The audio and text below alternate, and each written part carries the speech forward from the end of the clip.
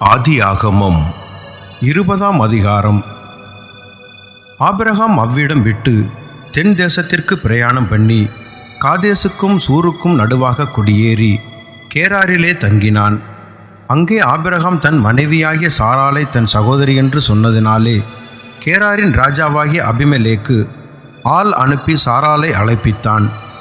தேவன் இரவிலே அபிமெலேக்குக்கு சொப்பனத்தில் தோன்றி, நீ அழைப்பித்த ஸ்திரீயின் நிமித்தம் நீ செத்தாய், அவள் ஒருவனுடைய மனைவியாய் இருக்கிறாளே என்றார்.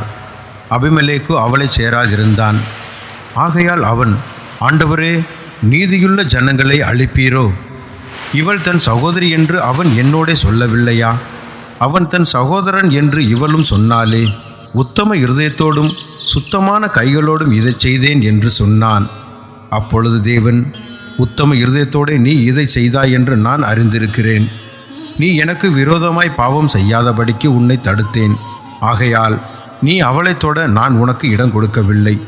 அந்த மனுஷனுடைய மனைவியை அவனிடத்திற்கு அனுப்பிவிடு. அவன் ஒரு தீர்க்கதரிசி. நீ பிழைக்கும்படிக்கு அவன் உனக்காக வேண்டுதல் செய்வான்.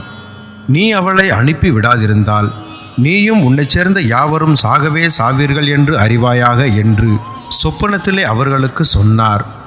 அபிமெலேக்கு அதிகாலையில் எழுந்து தன் ஊழியக்காரரையெல்லாம் அழைப்பித்து இந்த சங்கதிகளையெல்லாம் அவர்கள் கேட்கும்படி சொன்னான். அந்த மனுஷர் மிகவும் பயந்தார்கள்.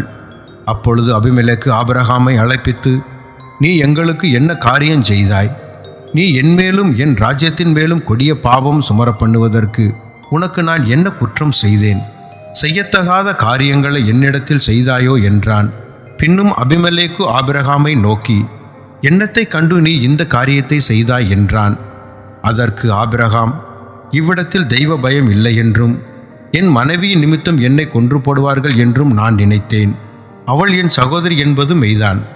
அவள் என் தகப்பனுக்கு குமாரத்தி, என் தாய்க்கு குமாரத்தி அல்ல. அவள் எனக்கு மனைவியானாள். என் தகப்பன் வீட்டை விட்டு தேவன் என்னை தேசாந்தரியாய் திரியும்படி செய்தபோது நான் அவளை நோக்கி, நாம் போகும் இடமெங்கும் நீ என்னை சகோதரன் என்று சொல்வது நீ எனக்கு செய்ய வேண்டிய தயை என்று அவளிடத்தில் சொல்லியிருந்தேன் என்றான். அப்பொழுது அபிமெலேக்கு ஆடு மாடுகளையும் வேலைக்காரரையும் வேலைக்காரிகளையும் ஆபிரகாமுக்கு கொடுத்து அவன் மனைவியாகிய சாராளையும் அவனிடத்தில் திரும்ப ஒப்புவித்தான். பின்னும் அபிமெலேக்கு, இதோ என் தேசம் உனக்கு முன்பாக இருக்கிறது, உன் பார்வைக்கு சம்மதியான இடத்திலே குடியேறு என்று சொன்னான். பின்பு சாராளை நோக்கி, உன் சகோதரனுக்கு 1000 வெள்ளிக்காசு கொடுத்தேன். இதோ உன்னோடு இருக்கிற எல்லார் முன்பாகவும் மற்ற யாவர் முன்பாகவும் இது உன் முகத்து முக்காட்டுக்காவதாக என்றான். இப்படி அவள் கடிந்து கொள்ளப்பட்டாள். ஆபிரகாமுடைய மனைவியாகிய சாராளின் நிமித்தம் கர்த்தர் அபிமெலேக்குடைய வீட்டாரின் கற்பங்களையெல்லாம் அடைத்திருந்தபடியால் ஆபிரகாம் தேவனை நோக்கி வேண்டிக் கொண்டான்.